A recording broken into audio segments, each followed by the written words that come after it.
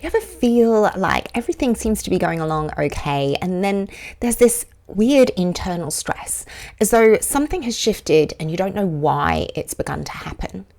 In this episode, we're meeting Rubina Chadha.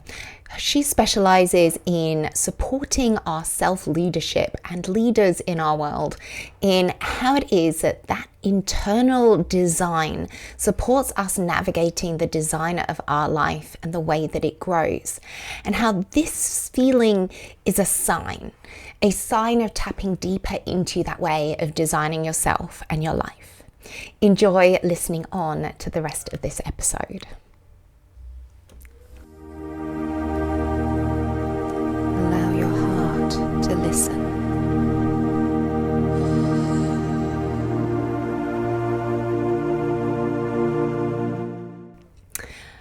I'm really pleased to welcome Rubina Chadha, the founder of Inner Design and winner of the Most Impactful Woman of the Year for her feature of Women in Power on Inside Success TV. She teaches leaders how to regulate their nervous system before they act so that they're moving from presence, not performance. This ensures clearer decisions, communication is sharper, and that the leadership is more sustainable without burnout. Her work integrates neuroscience, breathwork, and creative strategy to build an internal leadership infrastructure that drives external performance from that place of presence. I'm really pleased at this point in the series to be bringing in Rubina, and our discussion today is around leadership, which isn't always a favorite topic, I find, with all of my clients. And I know that not everyone feels comfortable with even, what the word means. So we're going to have a really powerful, I feel, conversation around some of these constructs. And I just love to give you the opportunity, Rubina, of introducing a bit about how you even came into this work around leadership. For me, I'm really drawn into having the exploration of the inner landscape of leadership and creativity, not just the external success. And I just find that much of the world focuses on so much of performance and achievement or output driven.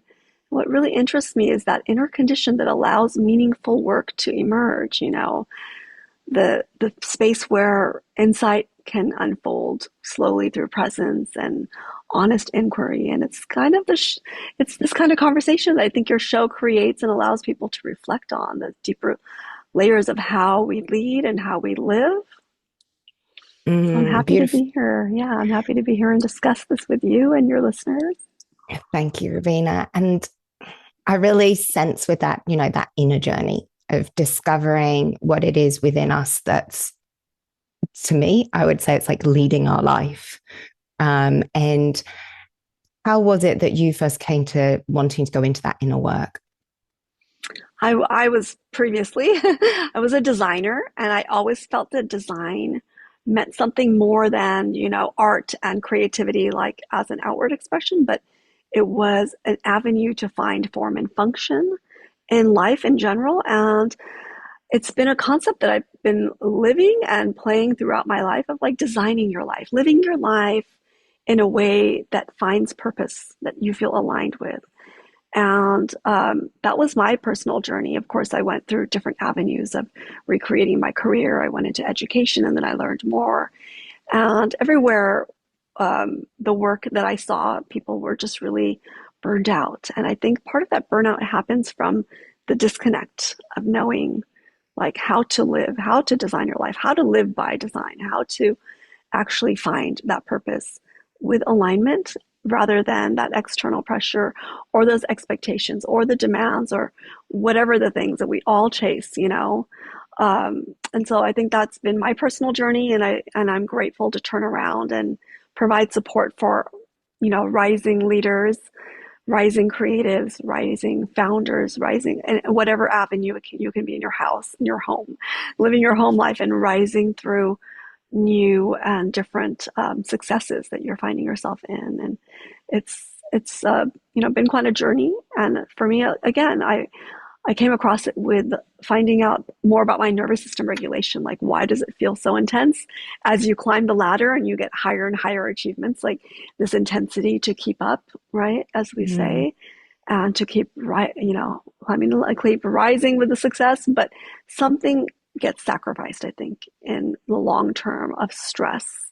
And that was something that I really felt like something I was going to solve for people as I solved for myself. That's beautiful. I really love that key piece, right? Which is that when we're chasing success, there's this like never ending pursuit that can't be satisfied, right? And so it keeps loading more onto the nervous system, more onto us of like more and more. And at what point is there the sigh of, oh, wonderful, like this is enough? Right. You're absolutely right. And I don't think most people do, because once they grab a hold of their success, then it's like, oh no, is this going to slip away?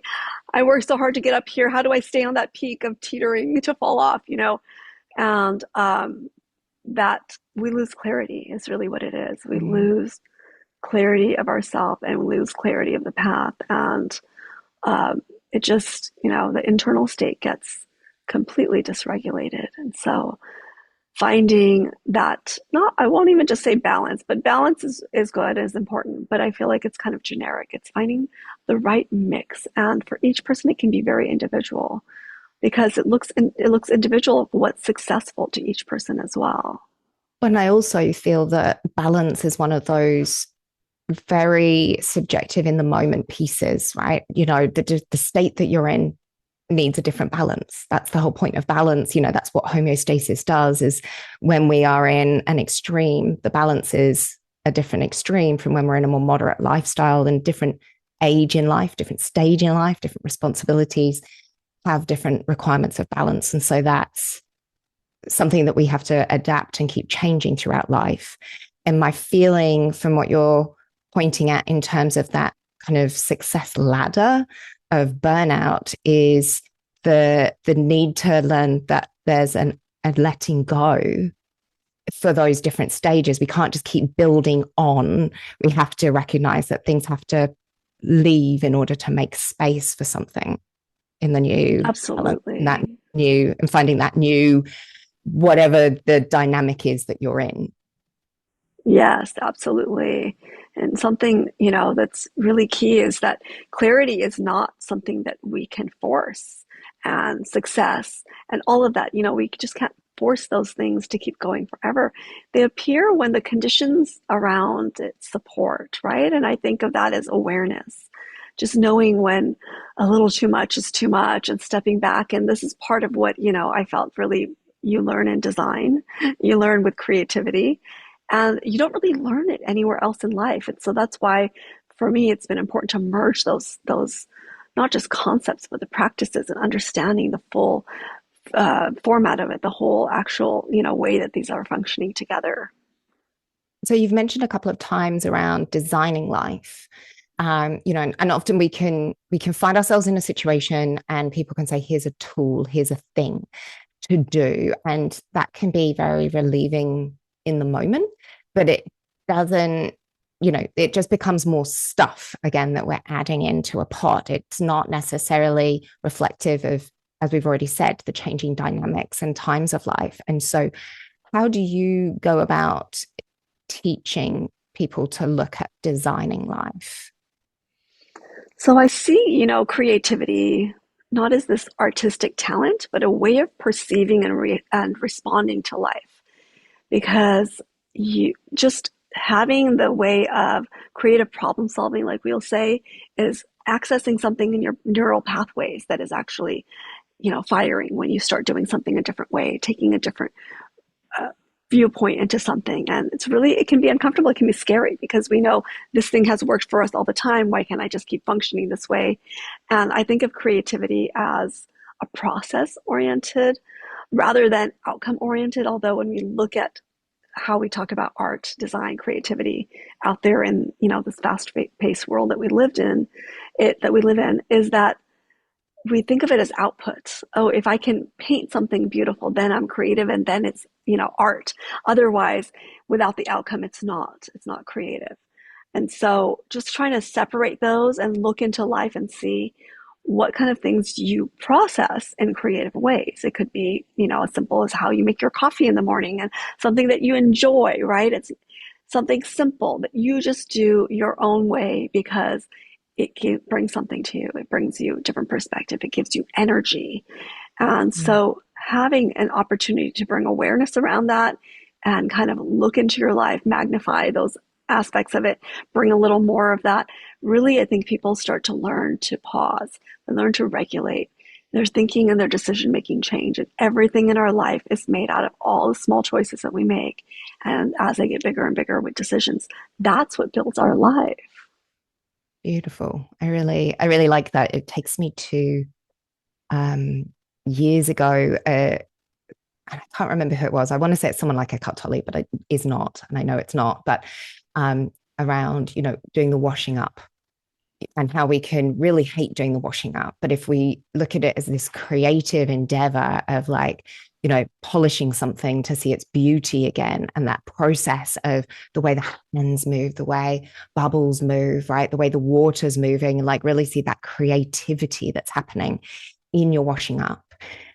And then it becomes something that's a really present, beautiful, magical experience. And it doesn't have to be, oh, I've got to do the washing up, Yeah. heaviness that we can get caught in. And that is that bringing that presence, those small pieces, like you're saying, back into life, and seeing that even the things we take for granted have a really creative experience within them, and that can unlock the creativity. That matched with kind of have I understood what you were saying?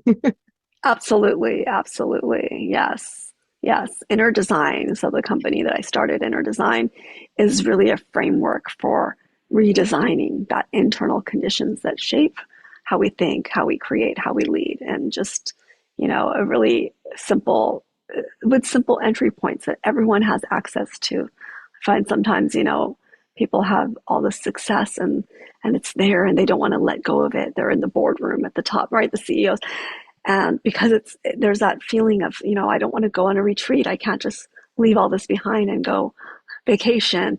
I need a break, but I can't do that because I'm attached to it, which rightfully, you've worked hard and you feel like I can't let it go.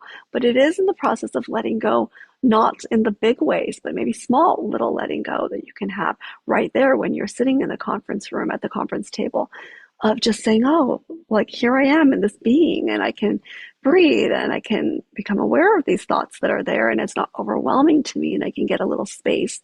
And that gives us access to greater and greater energy to be able to create more of that, if you want to call it like success or productivity or whatever it is you need, even if it doesn't have to be that. But it is something that is appealing to people when they're like, oh, I can be more productive with this. Maybe I'll take that entry then. And this is Right? the piece, right? Is the kind of the efficiency productivity piece, which is Yes. that when we take appropriate rest and we give downtime, it gives more energy back to be more present, to therefore make quicker, or decisions at least, that are going to be more efficient. And Yes. you see things differently when you have that perspective. And I remember there was a psychology study around when we have a complex task and we're trying to work it out, we don't work it out rationally. It's a creative problem solving process. And it's actually when we're doing something really mundane that's not a difficult task, and that the creative aspect starts to process, and then a solution comes. And so it's that down regulation that you're touching on, where I can stop and kind of, in the meeting, there's something complex going on. But if I just take a few moments, even if I have to slightly zone out and be with my breath, right, I might be able to Yeah. come back with something more focused and therefore more productive to contribute to the rest of the group. Yes, yes, exactly, exactly. And that's where I think for me, I began to understand that, art and design with mindful practices they were just so, they were so cohesive. They worked together and really integrated. And through that mindfulness, breath awareness, people start to notice that there's stress patterns in their body, and they learn to pause and, regulate it.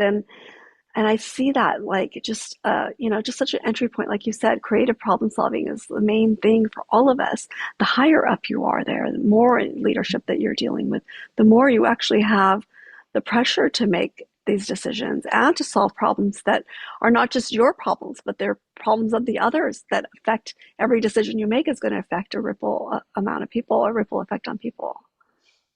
And so obviously we've talked about, we've kind of obviously touched on leaders as in, people who have high up responsibility, but there's that self-leadership piece that I feel is really what most of us need. We could say that there's not that many people who really have that much power and influence in the world, but there's a lot more of us at the smaller level that need to acknowledge our own ability to lead in order to make a bigger change, right? To allow the mass to rise and see a change where it's not this hierarchical top-down system, but that we can find our own power within us to actually feel like we have that leadership to change the micro bits in all of our little worlds. And yes.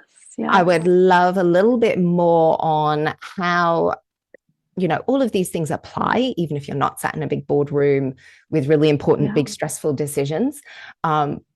They are those micro decisions, as you mentioned earlier on, but how might you help someone tap into that as their own leadership? Yes, I absolutely agree with you on that. I often say, what kind of world we would live in if everybody was living by design of themselves, of being that awareness. We would have definitely a different set of leadership because people would not, I think, tolerate things that they didn't want. They would, be able to stand in their own power and authority, and that's important for all of us. Like I said, it doesn't matter if you're in the home or homemaker or anything. You're a leader. You're a leader wherever you're having an impact on anybody around, right? And so in the home, in fact, all the more reason because you have the youth and maybe under your purview, and you are raising the future. And so I think that the goal here is really to make simple practices like this accessible in daily life, not in retreat settings, not only for the person sitting at the top of the ladder. And I think that something that can help restore internal, processing your nervous system, get a full reset quickly is going to be more important as we have such a busy life already and people don't want to take the time, don't have the time, have a lot of fear of leaving whatever is keeping them busy, right? For many reasons, because we're still living in that outcome driven world out there. And so that pressure is constantly there. I think the busier you are, whether you are a homemaker or you are a CEO, the more you need some sort of a meditative process, mindfulness, lifestyle techniques, and the more you need it, right? Well, that goes with the saying that if you don't have time to meditate, you meditate for double the amount of time than someone who says they have time to meditate, because that's exactly the problem. Yes, And yes. so, but then I think of some of my clients who have like 3 or 4 kids, they're single parents, they're trying to work maybe multiple jobs, they have a lot of pressure on them. And, it really is, the kind of in the shower moment practices, that's maybe where they get private time. They might not even get private time in the shower, depending on their kids. I know. So, it's really like there is not time to sit down and do a lovely long practice. And right. So for those people who are wanting to be leaders of their life, and of the people that they impact, what would be kind of a top thing, 2, 3 things that you might say to someone in that scenario? Yes. The individual CEOs, the ones that we are CEOs of our family and our home first. Yes, absolutely. I think that many people feel overwhelmed by this pace of modern life. They're searching for some grounded approach to well-being that goes beyond, trends or surface level advice. And I'm grateful to have conversations like this that normalize reflection, pause, deeper self-inquiry. And I would say, it's with you every day. It's while you're walking around with it under your nose, like just understanding a little bit behind the breath. That would be like the first step. I think it's important for people to see how stress lives in the body and it influences their thoughts and our decisions. It actually has the impact.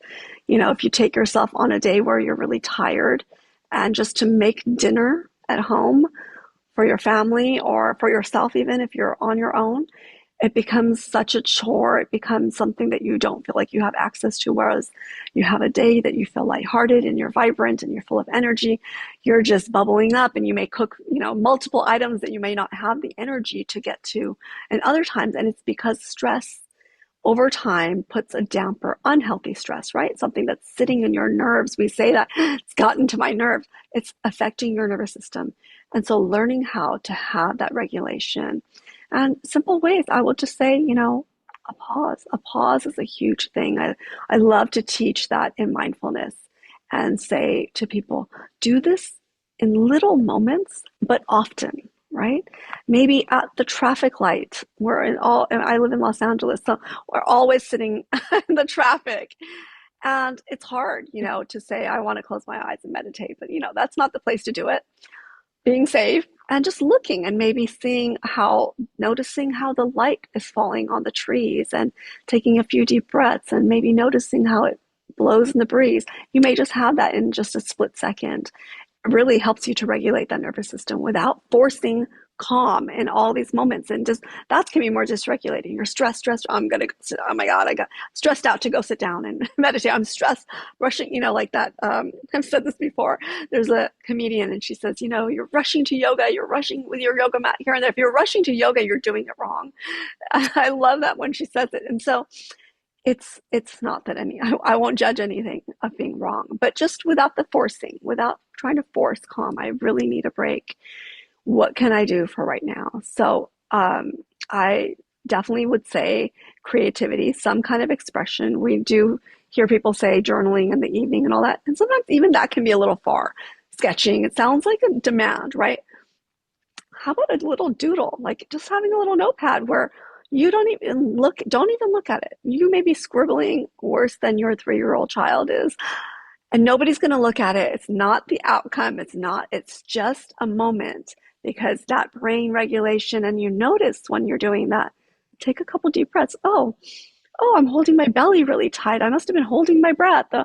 I can expand my chest. Like whatever, this is silly. Rubina said, do this silly thing. Let me just go through it and laugh at yourself, right? Like comedy is great. And we offload stress when we laugh. And so just scribble, scrabble and laugh at it and crumple it up and throw it away. It was for the process, not for the outcome. We're not looking for something that's goal oriented. So I would say those few things, something you can do even when you're in that stressful situation. Maybe when you are stepping into a meeting, before I walk in the door, I always look down at my feet. Sometimes that's when I realize, I wore those shoes today. Because we get ready in this rush, and our mind is going 100 miles an hour with different thoughts. And we may do things like just, automatically, let me say that, right? I'm an autopilot and like, oh, look at that, or how cute I look, or look at the ground underneath my feet. And just that instant moment grounds you, actually, literally.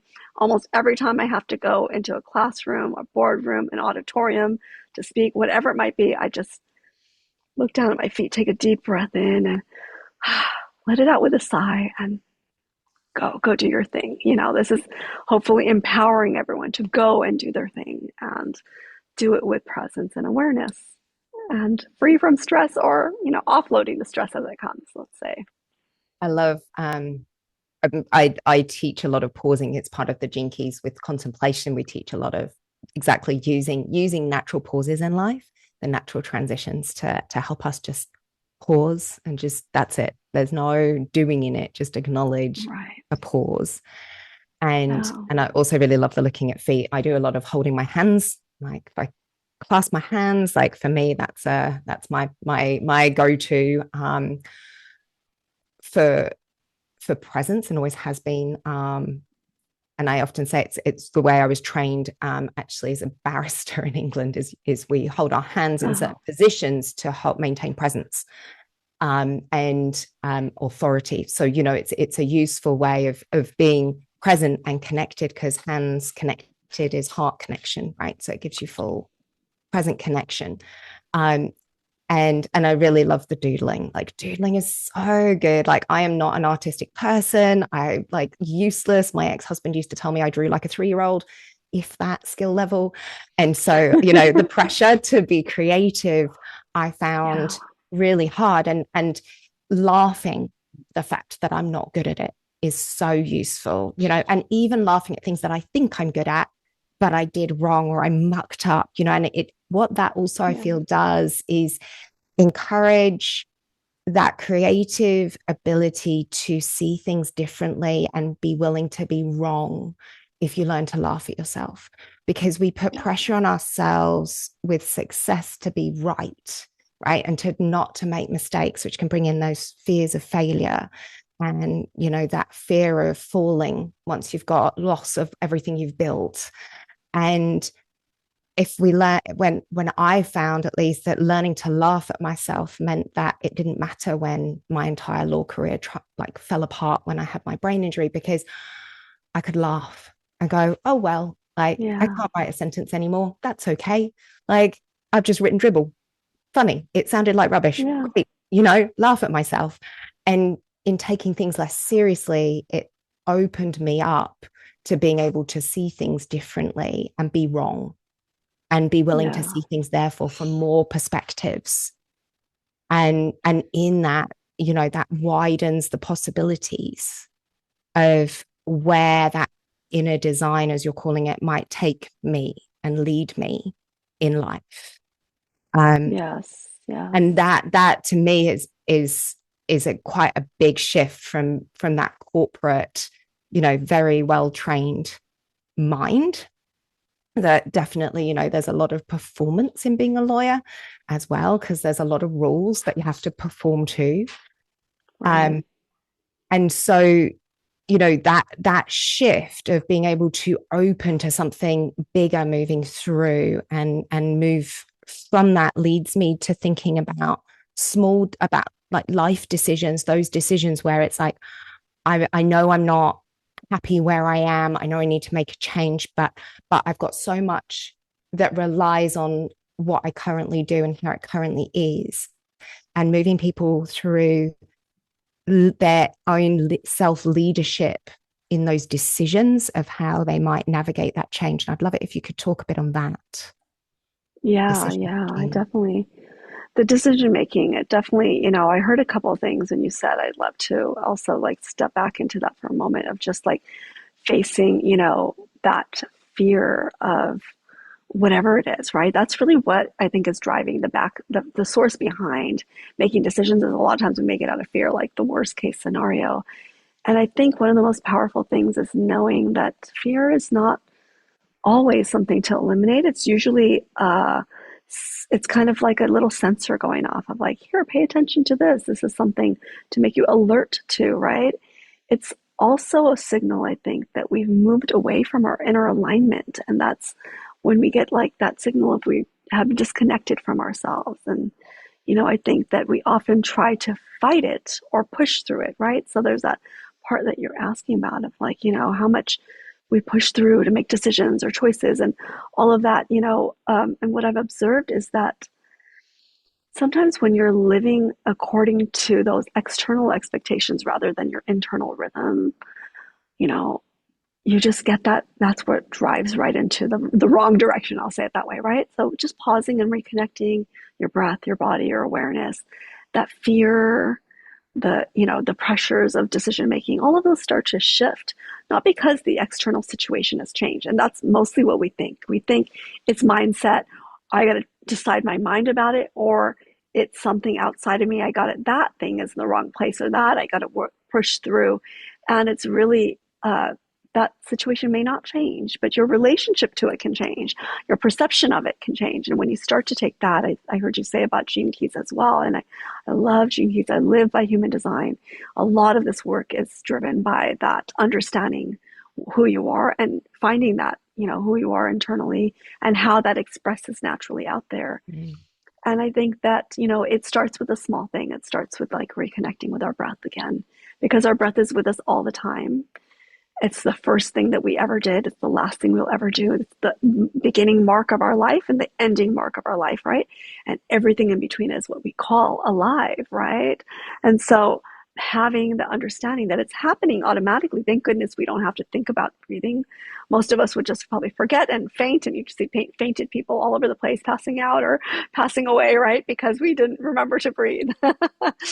And, I say it jokingly, but like, thank goodness it's happening automatically, just like our heart beating. We don't have to think about it. But also, we have access to be able to regulate it and modulate it so that we can do something with our breath. And it links to our mind body connection, it links to our emotions. As you can see from small children, you can watch them move through their emotions and watch their breath change with it. And they drop it. They move through their emotions so fast because they just huff and puff if they're frustrated or angry, and then they, we think it's not socially accepted, right, when you look big like us. And but we need to sometimes huff and puff like with our breath so that we can get over those frustrations, get over the angers or whatever it is. So just kind of aligning to those natural rhythms. I think that fear is not always a problem to solve. Many times it can just be information where we might be disconnected from ourselves. And I feel in that disconnect, there's also a way that some people experience fear, which is that they don't think they're fearful. And they actually also don't particularly feel that they're stressed. They think that they're on top of it all and they're coping really well and that they're like a great achiever. And I know I was like that. I know plenty of people who are quite like that too, so there isn't a sense of being in fear. There isn't a sense of feeling as though that they can't cope with the stress. They know how to manage things. That's normally the kind of language that gets used, right? Is like, yeah, I can manage my time. I can manage those things. Right. I can get someone who can help me do this thing. And so there's a really capable presentation. And I find that this comes a lot with that mind over matter kind of mindset work if we're not careful. And I'd love it if you could just talk a little bit about how mindset interacts with that inner design kind of unfolding. Yeah, I think mindset is very important, but it's not everything. Most people think fear, decision, all of these are, like you said, they're talking about it from a psychological aspect. And in reality, it's actually also physiological. And then when we forget that, so you see the people powering through it, like, I'm okay, I'm coping, right? I like to say people who are coping, be grateful that you have coping strategies. Sometimes we're like, oh, that's bad. You're just coping with it. No, be grateful because that's keeping you alive and surviving, right? And so when we look at nervous system regulation, like first of all, you want to be alive. So good. Breath is good for you, right? Coping is good because you're making it through difficult times. But that physiological part of, like, you see that long-term stress having the impact on health, that's the part where you really have to notice, like, the nervous system staying dysregulated. The body actually moves into this vigilance mode. And in that state, your brain is constantly scanning for threats or uncertainty. Everything starts to become overwhelming eventually. And then that's where you see breakdowns, right? That's where the life kind of starts to have its say in the matter, let's put it that way, right? And hopefully it's not just in health ways, but how much can one person juggle when you're in that highly dysregulated state? And so, of course, again, being with a nervous system that's more regulated through breath awareness and things like that, the same situation can feel completely different. You have access to be able to handle the stresses because you haven't piled on the stress or the coping mechanisms on top of each other. You may have one, they may be going, and you're kind of like, okay, let's pause this, let's slow it down, let's try to give that nervous system that calm so that you can think clearly, making those wise decisions and responding instead of reacting, and I think that breath, mindfulness, the breath work, bridging all of this together helps that neuroscience, in your body feel grounded and regulated. And with that comes the confidence, right? Because obviously when Yes. you're used to operating from coping strategies, um, it feels very unfamiliar to operate from a Yes. different state of presence. And there Yes. may be those questions of self-esteem really that sit underneath the coping strategy of how do I cope? What happens if I do this a different way and it doesn't turn out the same as when I've used my usual strategies? And that again is, confidence is like trust. It's little beads that have to be put in a jar and build up over time. But Yes. there is also hopefully a different sense of certainty that can come in the body when you're present in moving into those decisions, even if it feels unfamiliar. Yes, absolutely, absolutely. And I think that sometimes like that missing link also, it could be in that creative piece. And that's what I think that, that creatively, that ability to respond to life consciously and just helping you move from that contraction into possibility, frees up some of that. So fear kind of narrows our perception and creativity expands our Mm. perception. And it could be even simple, I mean, I love to be in museums and galleries. Some people think it's so boring. I could just be there. If they let us stay overnight, I would be there for days. They're always sweeping me out at the end. Okay, all right, I'll leave. There's something that happens to me there. This big open spaces, right? It's clutter free, of course, which we can't keep our houses all the time, the ideal way, and somebody else is handling it there. And it's a lot of light, natural light, and bright lights, and they're all like they're actually regulated to come at us like sunlight. And so there's an aspect we almost feel like when we're in nature, it's a lot of, like I said, blank space. And then there's something beautiful, and beauty is not something, I know there's so many concepts around beauty. Beauty is not really a concept. It's a full experience. And we let that in. That's why they say it's in the eye of the beholder. You're feeling the beauty when you look at something beautiful. It's your experience. And that to me is also giving you access to that creativity. Somebody made something. You may not like all of it, whatever is out there in galleries and museums. I'm not saying that they may not be your aesthetic, but aesthetic is different than beauty, right? And I think that we have this culture now where there's so much of things to look at and everything looks so perfected and it's so designed and so, highly aesthetic. And I don't think that that's creativity. Creativity can come from something very natural and simple.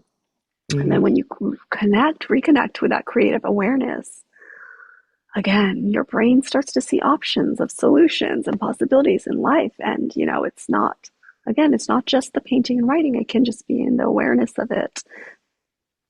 You're reminding me of a project that I took. This was many years ago. I was not great with Instagram, and when I was traveling, my business partner said to me, "Oh, Nid, you take over Instagram because you're going to be in all these amazing locations, and all the retreats. You can get all the gorgeous pictures."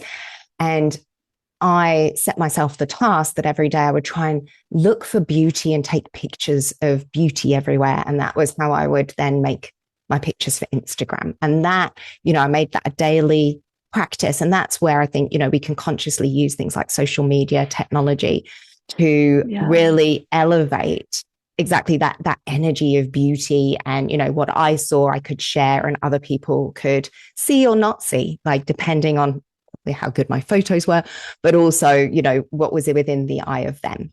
And I think it can be helpful to set ourselves these little projects and little tasks of how can I see beauty? Where can I see beauty? Where can I allow that creativity to rise and experience and feel it and let it welcome it into my life? And so I think that's a really beautiful piece to encourage people to allow that to move through them as a place of leading them forwards in their lives. absolutely. Yeah. Yes, absolutely. Photography in many ways really trained my attention before I had language for meditation. Photography was my first love of expression and creativity. I went and got a degree, a bachelor's in photography. And it was my first meditative practice, just working behind the lens taught me about presence and observation. And it requires a lot of stillness, attention to the moment. I have often compared it to painting or other expression. A painter can paint all day and all night and then leave it and come back tomorrow. But photography is like, you may miss that moment. You can't just leave it there. And I mean, of course, if you're taking night pictures or something of the sky, maybe that's the technique to it. But yeah, you really have to be in this moment to be able to capture something that's there, and how the eye traces, light and presence of things moving. And that was the experience that later shaped how I, taught mindfulness and creative awareness actually up until today. That's beautiful. Thank you for sharing that about your journey as well. I think that's really encouraging. And, just I feel like there's that sense of inspiring other people to go and find their way to drop into that as well. That activities that can gift us that multiple layering of experience. And Yes. I like to finish these discussions with a simple question, which is, what lights you up? What lights me up? I mean, I think on the topic of photography, it's light actually that lights me up. It's the presence of light in our life. And I mean it metaphorically as well as quite literally, just being, we have on the West Coast, especially, we've just gone into daylight savings time, and there's the days are a little longer, the sun sets a little later as we enter into spring. And it brings a lot of joy, and you see that seasonally for people, right? There is a time for us in the winter for us to do some healing, go inward and hibernate, because we are a type of animal on this planet, and we should have that inward journey. And this is kind of the time of light and brightness and coming out into the world and exploring it. And with light, we can see not just what's out there around to find inspiration from, but with light, we see what's really within. And that's that light, that comes through each person, the soul of who you are, the beauty of who you are. And so light actually brings me light. Aww. I love the question. So thank you. Thank you, Rubina. That was a great answer. Thank you so much. If there's anything else you'd love to share with our listeners, how they can find you, or anything else you'd like to connect with them about? Absolutely. Absolutely. I just, on my website is theinnerdesign.com, and I just put in there a free 5-minute nervous system reset resource. It's a little video I'll lead you through. You can go back to it again and again.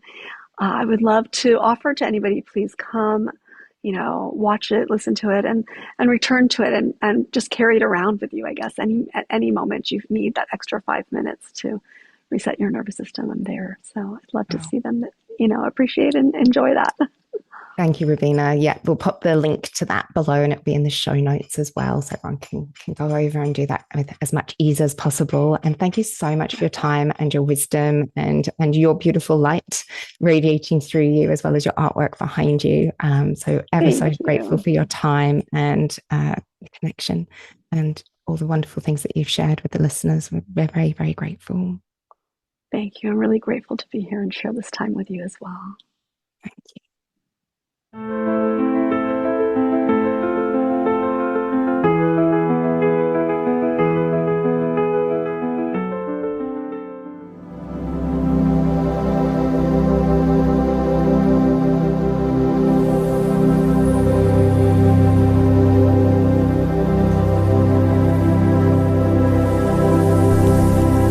Thank you for joining. Have a wonderful day.